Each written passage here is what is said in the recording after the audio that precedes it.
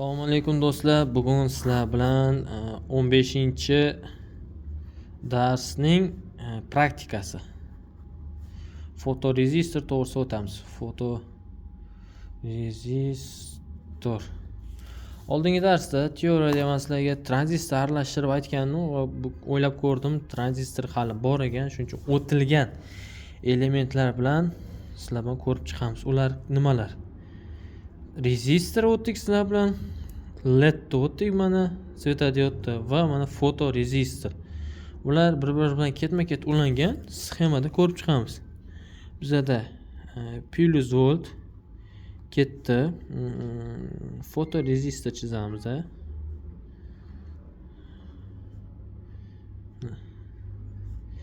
Undan chiqdi bizda LED chirog'imiz, svetodiodimiz. Strelka tashqariga qaraydi va yana bizda rezistorimiz bor.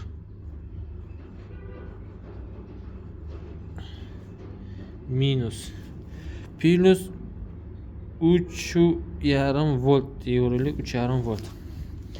3,5 volt plus beriladi. Fotorezistor yorug'lik ta'siriga qarab buning chirog'i yorug'lik ta'siriga nisbatan buning o'zining qarshiligi o'zgaradi. Qarshilik kamaygan sari bizda tok ko'p o'tadi va LED chirog'imiz yonadi. Biz mana rezistorsiz ham yoqsak bo'ladi, lekin bu LEDimiz 1,5-2 voltga mo'ljallangan. Qachonki bizda mana 0, ya'ni butunlay o'tkazadigan bo'lsa, LED chirog' kuyib qolishi mumkin. O'shani hisobiga zashitani sifatida bitta 100 ohmli mana rezistor qo'yamiz. 100 ohmli rezistor qo'yamiz. 3,5 volt fotorezistor, LED 100 volt ohm va minusga ulandi. Yana bir marta qaytaraman. 3,5 volt fotorezistorimiz qarshilik kamaygandan keyin tok o'tishi boshlaydi, LED chirog'imiz yonadi. 100 ohm bizda har ehtimolga qarshi zashita chirog'imiz kuyib qolmasligi uchun. Endi buni yig'ilgan manbasi qanaqa? Fotorezistor, LED chirog'i, undan keyin LEDdan o'tdi, bizda rezistorga ulandi. Endi buni praktikada tekshirib ko'ramiz. Hop, praktikaga keldik. Blok pitaniyamiz 3,5 volt, 355 volt ko'rsatyapti. Plus tarafi fotorezistor tarafda ulanganda, minus tarafi rezistorga ulangan. Bizda chiroq yonishni boshladi. Effekt. Fotorezistor yopaman. Yopdim, ochdim. Ko'ryapsizlarmi? Qarshilik o'zgarishni boshladi. Yorug'lik o'zgaryapti. Fotorezistor yopyapman.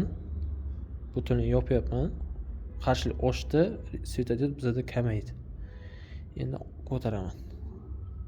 Yorug'lik tushdi fotorezistorga, ichidagi qarshilik kamaydi va tok ko'proq o'tishni boshladi.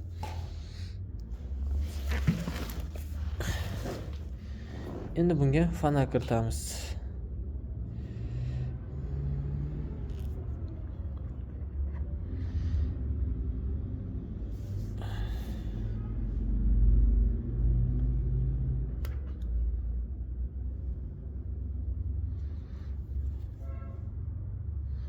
Fokusimiz qochib ketdi.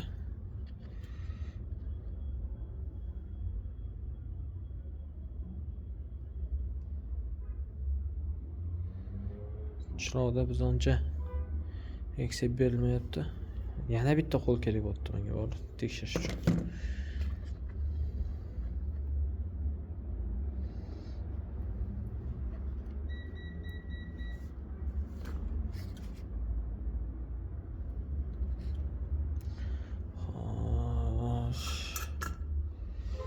Bo'ldi, mana bosib qo'ydik. Endi yaxshi ko'rinishi uchun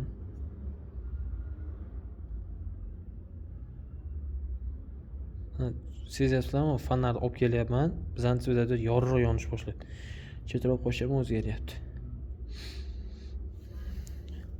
Endi ustini ham yopaman. Xo'sh. O'zgardi. Yopdim.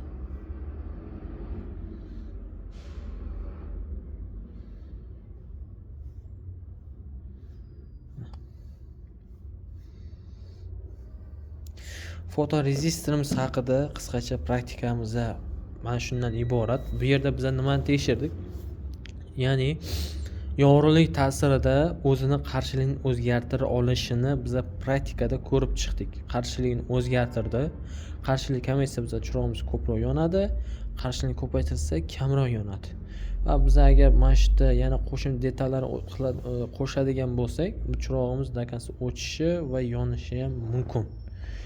Yana qo'shimcha rezistorlar qo'yish orqali biz qanchadir miqdorda nominalni olish va shu nominaldan foydalanish ham ko'rib chiqishimiz mumkin. Bugungi darsimiz qisqacha fotorezistor o'zi qanaqa ishlaydi, nima uchun kerakli to'g'risida edi va biz bu darsda o'tib bo'ldik praktikani. Bizani обязательно kuzatib boringlar. Juda ham foydali va kelajakda ishlatadigan bilimlarni berib boramiz.